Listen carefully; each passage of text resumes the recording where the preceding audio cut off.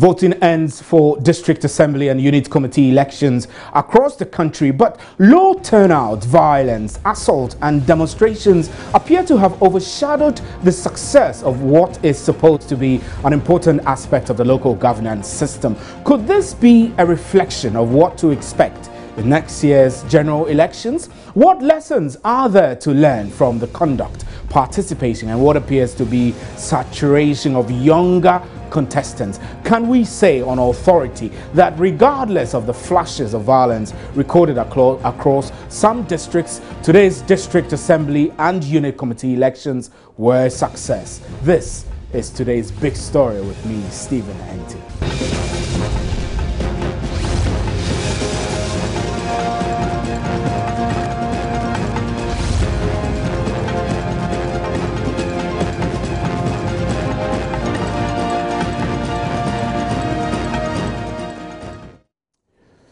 Now, in Kwabre East, some incidents in Kwabre East and some in other parts of the region, police had to move in Kwabre East to disperse angry voters who had gathered at the district assembly after elections at the Kenyasi West electoral area were suspended due to ballot paper problems. Heavy downpour in Wa also delayed voting there because materials for the exercise were soaked. And in West Mamprusi, elections in Nasia electoral area were suspended following misrepresentation of candidate names, positions and pictures on the ballot papers. The list goes on and on and on. But the Coalition of Domestic Observers, Election Observers, CODEO, reports that despite what the group calls minor incidents of intimidation and harassment, disruption of voting processes and breakdown of biometric devices at some polling stations, voting was mainly smooth across the country. Let's get onto the line now and speak to the coordinator of CODEO, Albert Kofi Ahin, who is on telephone. Good evening and thanks for joining us. Good evening, sir, and thanks for your time. Hello. Good evening. We're greeting you. We say thank you for joining us. Speak up so that I can hear you. Okay, so if you can hear me, your observation generally showed that elections across the country were conducted smoothly despite what you call minor incidents of intimidation, harassment, etc. Can you tell me some of the key areas which your election monitors went? Can you come again? You are very low. I'm not hearing you. Right, I'll raise my voice a bit. I'm saying that voice, my brother. saying that CODEO reports that voting across the country was generally smooth. And I'm asking your monitors, you had 89 or so monitors on the ground. What were some of the areas they went? Yeah, we're saying that, CODEO normally looks at the polling station setup. Opening of the centers, were they on time? Did all the officials come at the right time and were the right things done at the very beginning? And we are saying that yes, we are satisfied with all that. At least by 8 a.m. we saw that almost all the centers had opened. Okay? Yes. And we are also saying that voting went smoothly at all the polling stations. There were minor incidents, which is very normal in every election process. You had people sometimes being intimidated. There were scuffles here and there, not too much. And some disruption of the voting process also occurred in a few areas, but were resolved. Biometric machines also had some few breakdowns. But it is very refreshing to note that there were backups to these machines. And even though there were a few breakups, people's names, when they put their thumbs there, they were not able to confirm. But with time, they were able to go through. So generally and procedurally, we are saying that it went on smoothly. The only problem that CODEO has is that the participation by the citizenry, by the voters, was not encouraging. People just were apathetic. You go to a center of about 867 people, and by 9 o'clock, you find that only 2 voters had turned up to cast their ballot. Right. And this was not only restricted to a particular region, it was throughout the country, from the report that we see from our people. So it is also going to confirm that, this particular election needs to be looked at seriously. When you say looked at, what do you want to be done in order to improve the participation from the citizenry? At least NCC and the Electoral Commission itself had a there are duty. many factors. People are talking about making it partisan. People are talking about education. We, for example, are saying that there should be proper education, because it looks like people don't actually understand this system that we are practicing. It is supposed to be development-oriented in the various localities where they are staying. But it looks like they are not feeling the effect, they are not having the effect of this development that we are talking about. They come out openly to say that they are not seeing what the assemblymen are doing. It is not affecting their lives. And to some extent, people are even saying that promises were made to them to improve their localities. And because these promises were not fulfilled, they were not going to engage in this exercise. So as a nation, I think we need to, take a second look at this particular election and then restructure it for a way forward to emerge.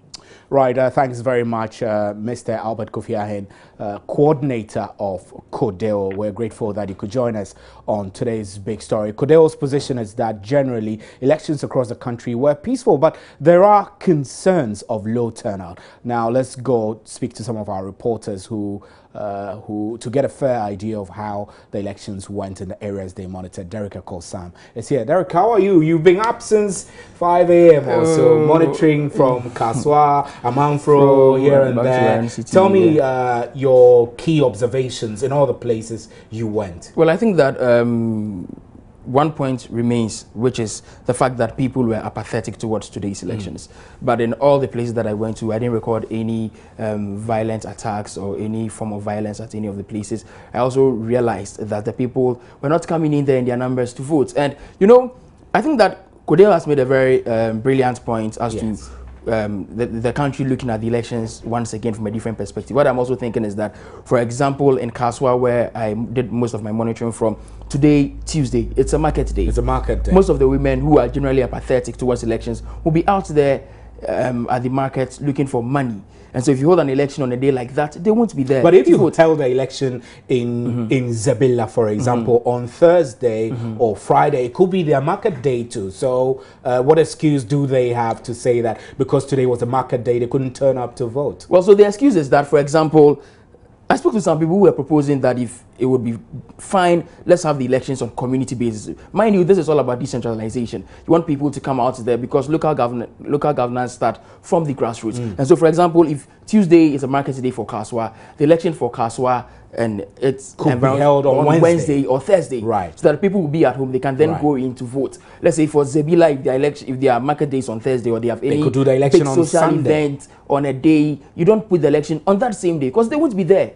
So you want they want true decentralization. True decentralization. Allow so that them they to can decide on what day to vote, what day to vote. Yes, that's it. So that because you see, unlike the major elections where people would be afraid to even go out there because they think that whoever becomes president may have a bearing on who they are really apathetic towards the district assembly elections. Mind you, since 2010, the DA elections have not recorded up to 50% of the voters' turnout. That's right. And so it's critical for us to seek alternative ways of enhancing participation. Derek Osam, we'll leave you quickly. We have a lot of other rounds to do. Erastus Asare Donko is joining us on the telephone line now from Ashanti region, where we're told that one person has been arrested in connection with possession of ballot papers. Erastus, good evening. Good evening. So what can you report? Well, I can tell you that currently at the Sakasia polling station within the Sawaba enclave, we have a number of military personnel, armed military personnel parading here and trying to prevent the milling crowd from interfering with the process right now. Now, what happened early on, about an hour ago, was that there was this gentleman who is popularly known here as Malam Aminu, and the military personnel here indicates that they picked him up following some confrontation that ensued here, and they searched him. They found some ballot papers in his pocket, and so he could not give them any tangible reason. They had to hand him over to the Swansea police. Right. And there was a bit of chaos here because his supporters would not allow the police to take him off. So there was some misunderstanding, some confrontation here, but then it was resolved. And now the military have taken over. Their presence here is huge, ensuring that the process is not disturbed. Right, Erastus, we're grateful. So you would have to keep us updated. I hope there are no other incidents like violence, people attacking people, and that the police is absolutely firmly in control on the ground. Early on in the day, there was some angry residents who were not happy with the fact that the Electoral Commission had suspended the election in the Kenyatta West electoral area due to some anomalies within the ballot papers. And so the wore red armbands marched to the district assembly at Mampontin, and they wanted to disrupt other people from voting, but then the police came in to disperse them. So that was the only incident recorded in the morning. Right, Erastus, we're grateful. Thanks very much. We're also joined on the other telephone line by Latif Idris, our reporter, who is on location at an area where the young man, the gentleman, Ibn Eyi Mensah, who took the matter, who sued the Electoral Commission, leading to a postponement in the district level election, is also contesting. Latif, good evening. Good evening, sir. So you have reported earlier that Eyi Mensah has won at one of the centers which you monitored. What else can you report? Yeah, as we speak, the counting is still underway at the other polling station. We have results from 3 polling stations. There are 2 more to go. And Benjamin Eyi Mensah has won in all 3 polling stations. Now, if you go to Second Jan Susubribi Bar 8 polling station, Benjamin won with 205 votes against 108 of Ebenezer Mensah, who is contesting. There are 2 only contestants here in this polling station. Right. If you go to the same name, Second Jan Susubribi Bar B, Ebenezer Asare is losing at that polling station now. He only managed 141 as against 210 right. of Benjamin. So Latif, the results you're telling us about literally means that Mr. Eyi Mensah is leading from the few that have been counted. And I need to get a fair understanding your interaction with him all day. What impressions did you get? Did you get an impression of somebody who was confident of winning? Exactly, Steve. Exactly the point, Steve. He's very much up now. Not only Benjamin alone. If you speak to people within the neighborhood, people in his home, I've spoken to lots and lots of people. All of them say that it is Benjamin who is going to carry the day. Right. So it doesn't come as a surprise that after 3 polling stations, he is in the lead here at the Susubribi polling station. Right, Latif, we're grateful for your time. Thanks very much. Latif is bringing us update from the Susubribi polling station where Benjamin Eyi Mensah, who actually is the person who sued the Electoral Commission, leading to the postponement of the district level elections rescheduled for today. Now we have in the studio Halidu Ibrahim. You are contesting for the unit committee at Alajo. Alajo area, yeah, right? Now, you're a very young guy. I mean, there are many young people like yourself who are putting themselves up for public office. What motivated you to put yourself out for unit committee? Well, when you talk about the unit committee, let me briefly talk about their functions. When you look at the Local Government Act, that's 462, it talks about the functions of the unit committee, and which is they normally mobilize the people to support the assemblyman. They are more or less like the foot soldiers. We don't want to go into that. I mean, I'm sure many of our listeners will have a fair appreciation of what the unit committee's position is in terms of the local governance. I need to get an understanding from you, looking at the structures in place at the grassroots. A young guy like yourself, you put yourself out to help mobilize people and help bring improvement to your community by contesting for the unit committee, and this doesn't pay. So why are you going for it? Well, I have two reasons. The first one has to do with when you look at the participation at the local level, it's not there. The apathy level is simply not there. I mean, it's just nothing to write home about. So people don't like to participate. Exactly. Although they have problems, they don't like to put themselves out and talk about those problems. Yeah, exactly. So I have been in Alaju I was born and bred in Alaju. I've lived in Alaju all my life. And can you believe that I don't even know my unit committee members? I see. And a lot of people don't know them. So we need the young guys. Mostly they vote for the older folks, and the older folks, they are not ready to do the work or to do the job. So are you confident of winning? Yeah, I'm going to win, inshallah. And you are not the only young guy who is contesting. There are other younger guys. Yeah, I think the second youngest, he's about 22. And so are you hoping to win? Yeah, inshallah, I'm going to win. Right. So we're grateful, Halidu. I will not spend a lot of time with you, but we wish you well, and we hope you win. And other young guys like you will take the cue and put themselves out for public office. So, thank you. Thanks very much for coming to our studio. Haruna Yusuf Wumpuni is on the line now. Haruna, earlier you reported to us that there was, I don't know, I should put it this way, the residents of Bimbilla threatened to boycott the district level elections there. But today you're reporting that in fact the turnout was impressive in Bimbilla as opposed to the threat they issued earlier on. Give us some more details. Yes, I think earlier on the residents actually threatened not to take part in the election because of the curfew hours they imposed on the community. So right now the various aspirants have taken a strategy, house-to-house campaign. They go to the houses, bring them out to come and vote. So because of that, the turnout is very encouraging. Earlier on, when you go to a certain polling station, you realize that the turnout was very low. But so they have taken that particular strategy, going out, bringing the people by force to come and vote because they want to be elected. So Haruna, we know also that there is curfew imposed on Bimbilla and surrounding areas. So I know that by now the clock is ticking towards the curfew hours of 7 p.m. Are there any infractions, any incidents of violence or any suspicious activities which the police is dealing with? There's no any incident of violence with regards to the election. So it means generally it was peaceful?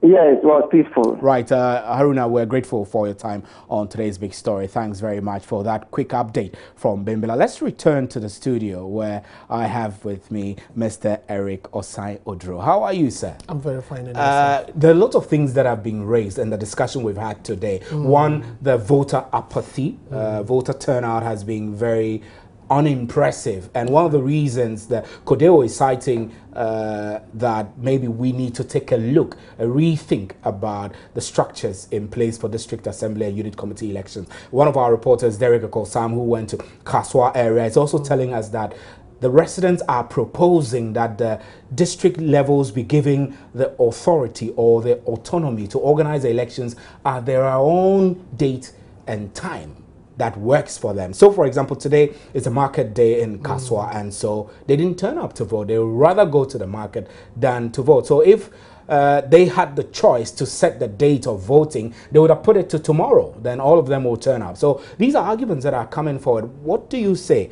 about all of these? Thank you very much. I think I share in their frustration. I share in their proposal because you realize that we are talking about decentralization. For one, I don't understand why the Electoral Commission cannot decentralize the organization of a district level election to their district offices if we truly mean decentralization. Now, when it is decentralized like that, in that case, they will take into consideration the local peculiarities. So that in the case of Kaswa, for instance, the District Electoral Commission's office would say that, look, we would organize ours on a Wednesday. It doesn't destroy anything. So for me, I think going forward, we should find a way of getting the Electoral Commission to decentralize even the printing of the ballot papers and then also the organization of the elections. What advantages will this bring if the Electoral Commission goes ahead to decentralize the elections? The first advantage is that it will be cost effective.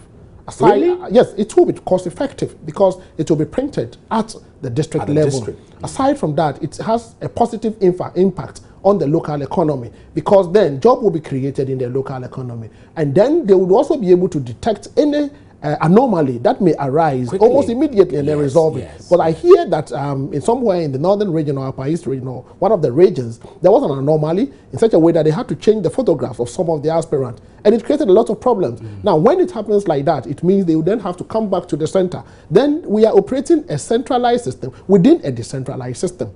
And then again, if it is decentralized, they can then have the flexibility of organizing it and then declaring the results there. It will also lead to ownership of the process. Exactly. People would understand it. It will not lead to delays in the sending of election materials. And people will also feel proud taking part in the process because they are part of the decision And then making. you also give prominence to the district office. Well, as it stands now, people only know the chairman of or the chairwoman of the Electoral Commission. That's it. People know Mr. Ahin, people know Sylvia. But then the real people on the ground doing the work, the district electoral officers, where are they? Nobody Who knows them? Not even the regional directors of EC. You know, so in a decentralized system, we should get the Electoral Commission to decentralize the organization, the printing of ballot papers, if for nothing at all, for district level elections. There are those who also say that this district level and unit committee elections have become, or they actually are, a reflection of what's going to happen in the general elections of 2016. Do you see it that way? I don't see it that way. It rather acts as a wake-up call on us as Ghanaians to be able to put our acts together to make sure that what is likely to happen in 2016 can be curtailed. I said it earlier on that this should be a dress rehearsal. As a country, we don't have midterm elections. The only midterm election we have is the district level elections and local unit committee elections. So any strategy we have up under our sleeves that we want to roll out in 2016, we roll it out now. For instance, the latest skirmishes that occurred, it is up to the security agency to map up a strategy so that in case it is to recur again in 2016, you have a way of dealing with it. So you said dress rehearsal, That's right. Which means that you may have observed certain lapses which you feel that as a country we should be correcting. Are there some observations you've made? Definitely. The late release of ballot papers, for instance, and then the security skirmishes in the Ashanti region, for instance, are things that we could have avoided. And then areas where, because of downpour, they couldn't organize the election, or it was organized late. So all these things, we should anticipate them. Then what would then be our plan B, or a backup strategy in case it happens? You know, so these are things that are normal. But if we are proactive enough as a country, we'll be able to put in place backup strategies to be able to prevent it from recurring. Right. Let's get on to the telephone lines. We're trying to get on Professor Amin Al-Hassan, who is a senior scholar of the Ghana Institute of Governance and Security. He will be joining us soon, and we will be discussing some of the political implications of this. But if you're watching, we still have in the studio the Dean of Studies and Research at the Institute of Local Governance, Mr. Eric Odro Osei, still with us. So, Mr. Osei, we have seen clearly what has happened all across the country. It was a common scene. I mean, people didn't turn up was low, and then there were a few infractions, threat of not turning up to vote, and people going to court to seek an injunction against the process. All of these initially created a certain impression that it was marring the process. But Kodeo at the end of the day has said, oh, well, despite these minor incidents, it went well. Would you also, on authority, say, indeed, it went well? On a scale of 1 to 10, I'll give it 5. Because so we can do better. We can do better, because most of the issues that arose, I would lay the blame squarely on the doorstep of the Electoral Commission. When you look at the citizens per se, they were prepared to go and vote. If I get to a place to vote and 7 o'clock, you are not ready for me to vote, definitely it's not the cause of the voter. So I think we could have done better. We could have done better. And Kodeo monitored the supply side. But then I am looking at the demand side. For us as citizens, nothing would have been better if it had been declared a holiday. If it has been declared a holiday, you give all of us the opportunity to go and vote. For instance, we are cutting away a number of people who work in the bank. So you would have pushed for today to become a national holiday, so people close their shops, not go to the offices, and turn up to specifically for a local government election. That is so important, most especially when we have never recorded 50% voter turnout, and most especially when we have had these challenges of postponing these elections and all of that. And to show national commitment to decentralization and local democracy, I was thinking that we could have declared, if for nothing at all, this particular one, a public holiday for us to go and vote, and let's see what happens. But unfortunately, we have people working in the banks and other institutions, definitely they were not going to vote because of their job. No, they will not do that. Some had wanted to go and vote early in the morning before going to work. They got there at 7 o'clock, and the people were not there for them to vote. So they left and then went to work. You know, so all these things worked against the elections. But going forward, I would push for a holiday. If we cannot dedicate one day as a public holiday, we have the September 21st as the birthday of the founder of Ghana, Kwame Nkrumah. Good. On that day, what do we do as a country?